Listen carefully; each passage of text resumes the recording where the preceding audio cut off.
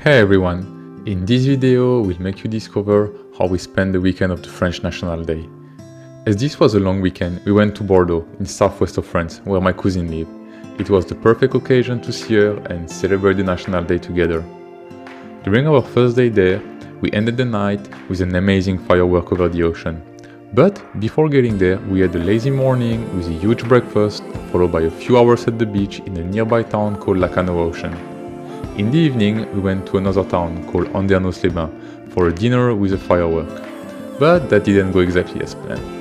During our second day, we spent the day in Saint-Emilion, a town famous for its wine, and in the evening played board game. But enough for now, let's get into the video. As mentioned earlier, we started by an amazing breakfast in our cousin's home. After waking up, we went out to a nearby bakery to get some fresh bread and pastries. The bakery we found was one of the best we have ever been to. But in order to make breakfast healthier, we also got some fruits. Once back at our cousin's home, we prepared breakfast and then had it on the terrace. It was the perfect way to start the day.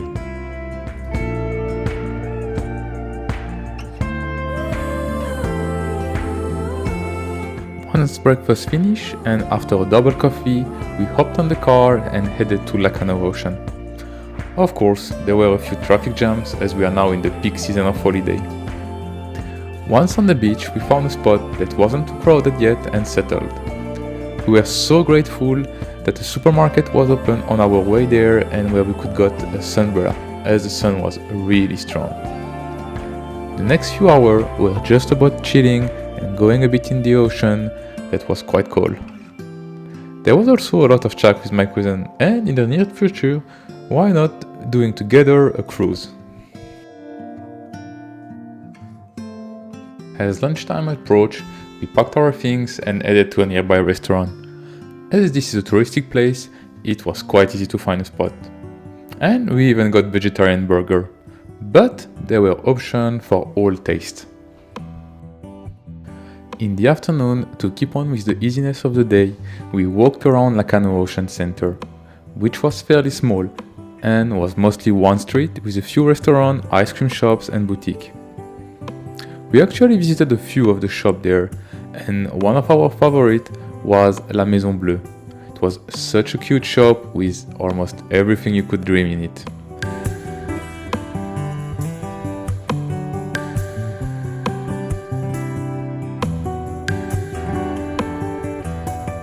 Our major stop though was at Banana Moon, where Tina even got a new swimsuit, which isn't easy to make her buy anything. And later ended our little walk with an ice cream.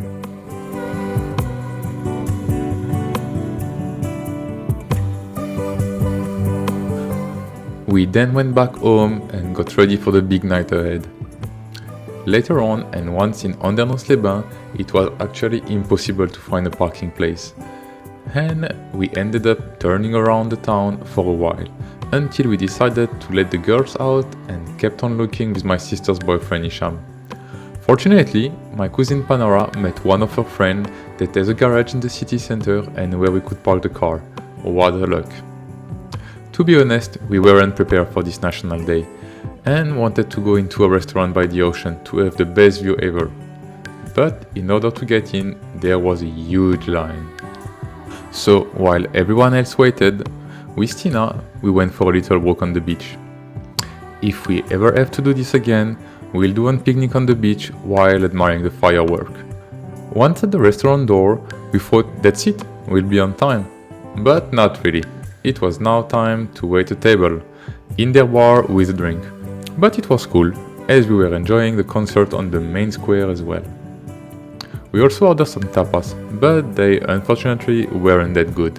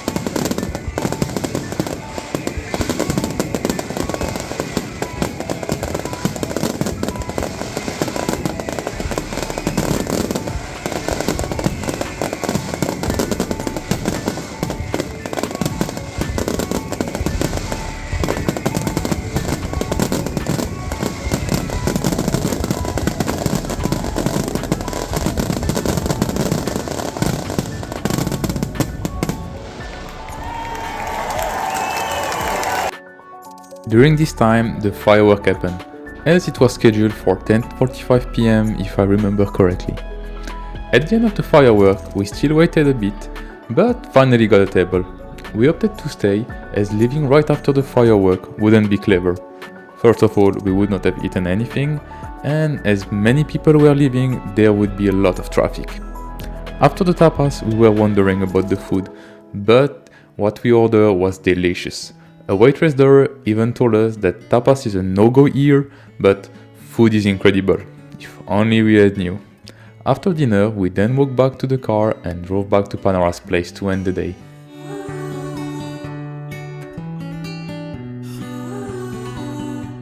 Once again, our morning started with delicious breakfast, made of fresh breads and pastry, as well as many fruits, vegetables, fried eggs and coffee.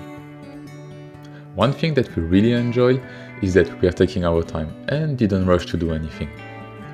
Once ready, we hopped on Panara's car and headed to Saint-Emilion, a town famous for its cobble street and rock-made houses, as well as for wine, as it is surrounded by stunning vineyards and castles producing it.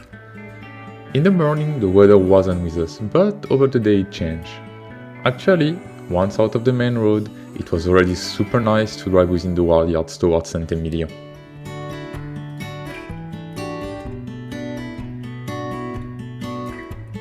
After parking the car, we started exploring the old town, and made right away a stop in a local shop selling handmade soap.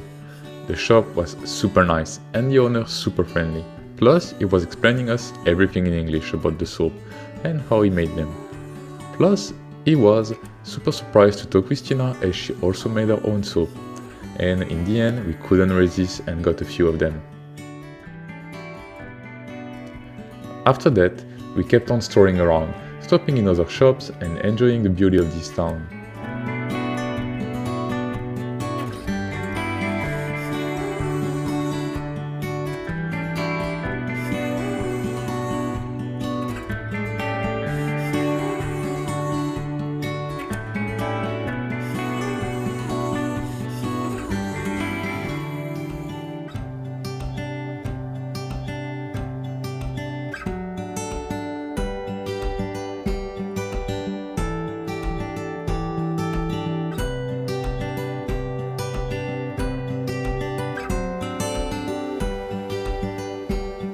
We walked all the way to the top of the town and made sure to stop in a store selling cannelé, one of the local pastry.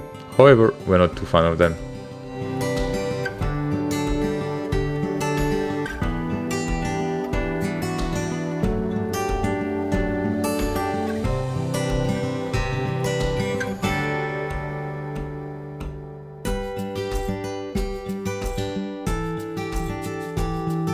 Today we are in Saint-Emilion, a little Saint-Emilion. Yes. In English. A little medieval town 30 minutes away from Bordeaux. Super cute. Super famous for wine here in France, and I suppose around the world. But There are a lot of handmade shops. yes, Cheap. everywhere, Not only wine. and they are all super nice, and you want to get to buy everything from every one of them. And after a while, it was getting time for lunch, so we randomly stopped in a restaurant and ordered some food.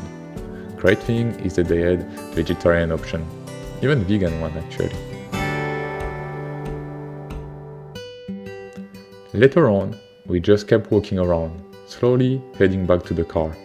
Our final stop was in a shop selling wine, to try some and to get ourselves a little souvenir as well as gift for my father who loved wine. But we couldn't get him the bottle he wanted, as he mentioned Chateau-Ozone, which was worth 1,800 euro for one bottle.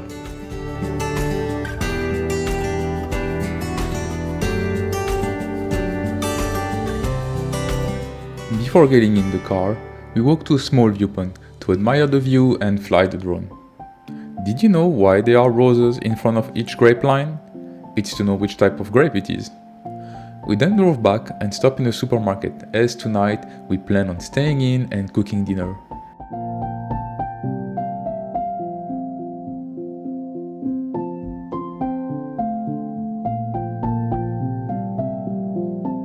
And to finish the day, some board games. And voila, this is the end of this video.